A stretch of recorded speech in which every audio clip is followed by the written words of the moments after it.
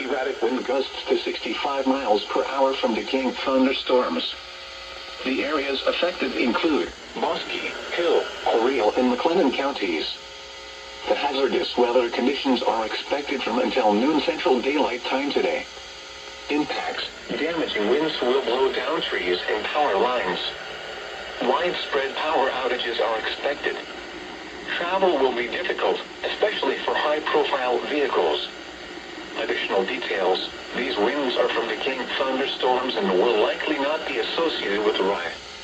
People should avoid being outside in forested areas and around trees and branches. If possible, remain in the lower levels of your home during the windstorm and avoid windows. Use caution if you must drive.